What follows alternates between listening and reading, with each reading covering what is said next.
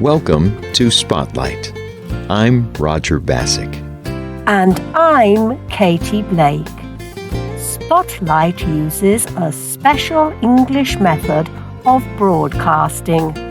It is easier for people to understand no matter where in the world they live.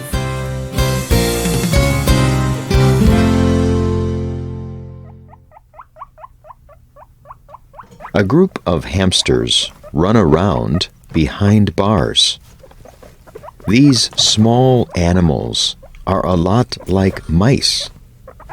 They are usually very friendly. Many can live together without a problem. They like being around humans, so people often get them as pets. Suddenly, one hamster starts to attack another. It comes up from behind and holds the other down. The hamsters begin biting each other. Soon, all of the hamsters are fighting. It is as if they have all gone to war. But this war has no sides. Each hamster is out for himself. This is not how normal hamsters behave, but these are not normal hamsters. These hamsters have had their genes changed by scientists. The scientists used a technology called CRISPR to change their DNA. The scientists believed their work would make the hamsters less likely to fight. But their experiment did not go as planned. Today's spotlight is on the good and bad possibilities of CRISPR. CRISPR is a gene-correcting technology. It lets scientists target a part of an organism's DNA. Then they can remove or change it. Genes and DNA are very important parts of all living things. They determine how an animal or plant develops. In people, genes are just as important. Your genes are the reason your hair is a particular color. They are why you are as tall as you are. But some genes can be harmful. Sometimes blindness is genetic, as are some cancers. Diseases like cystic fibrosis and sickle cell disease are also genetic.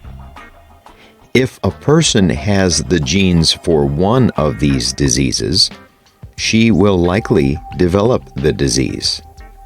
And if she has the genes for the disease, there is no cure.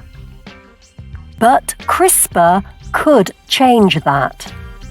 It is still a very new technology, but it may be able to change the genes of people who already have these illnesses. It could heal what people did not think could be healed. Samarth Kulkarni is the Chief Business Officer of CRISPR Therapeutics. He spoke to McKinsey Management News. When it comes to medical uses, CRISPR could affect many treatment areas. It could help with hundreds of diseases, both rare and common. It lets us target the hidden cause of a disease. We might even cure someone by changing their DNA.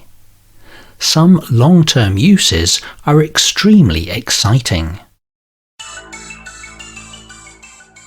But changing a person's genes is very difficult. H. Elliot Albers is a neuroscientist at Georgia State University. He is the one who changed the hamster's DNA. Before the animal was born, he used CRISPR to take out a chemical in the hamster's brain. It is called vasopressin. Hamsters make vasopressin naturally. But these changed hamsters could not create it.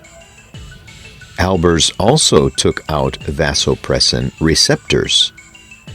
These special areas of the brains of the hamsters uses the chemical. Even if the hamsters could create vasopressin, they could not use it. Injecting more vasopressin into hamsters makes them more likely to fight. So Albers believed taking it out would make them peaceful. But instead, it did the opposite. And Dr. Albers does not know why. He spoke to Georgia State University News. We do not understand this system as well as we thought we did. The strange findings tell us we need to start thinking differently. We need to think about the actions of these receptors across the whole brain. We cannot think about only one part. Dr. Albers' study may not seem like it relates to humans, but the study shows something very important about genes. DNA is very complex. Human brains are very complex too. There is a lot that even great scientists do not know. Using CRISPR may have effects we do not yet understand. Making angry hamsters is one thing, but a similar mistake in a person would be terrible. Still, CRISPR is a new technology. Scientists may have a lot to learn about how changing DNA will affect people. But in the future, these changes will be better understood. Dr. Albers' study is also very different than most CRISPR treatments. He changed the genes of his hamsters before they were born. This had a greater impact on how they grew. It changed the animals completely. CRISPR has already helped people with genetic diseases, but these people were adults. CRISPR helped treat their problems. It did not change them altogether. Today, even trying to change an unborn baby's genes is illegal in most countries. Dr. He Jiankui is a Chinese scientist.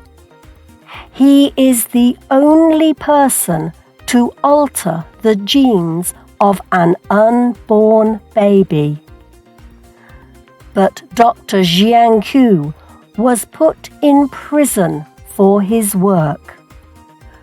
Most scientists agree that it was not ethical, and most governments agree.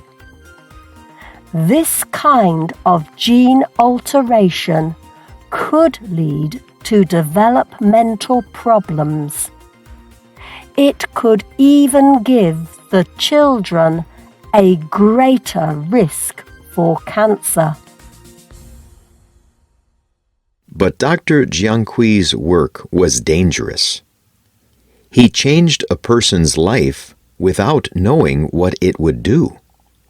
And altering genes this way could be bad for the baby's health. It could cause a condition called genetic mosaicism.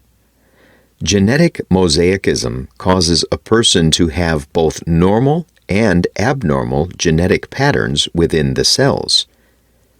Genetic mosaicism can lead to cancer. It also causes developmental problems. It could affect blood cells, skin cells, and reproductive cells. Dr. Jianqui was jailed for his work, and he will never be able to do this kind of work again. Using CRISPR has some risks. A bad use of the technology could hurt patients. It could change them in ways they do not want. But this is also true of most medical treatments. Many medicines have side effects. A badly done surgery can hurt more than it can help. Despite these problems, CRISPR is an important technology. One day, doctors may be able to use CRISPR to prevent disease. This may help cure people in ways that seem impossible today. If this day does come, it is important to use it well so that all people can benefit. Nassan Birmingham is a founding member of Intellia Therapeutics. The company develops medical treatments using CRISPR. He told McKinsey Management News, "We need to make sure that all people around the world suffering from a genetic disease can use this technology. And we should make sure that this technology addresses today's medical needs. That should be our goal."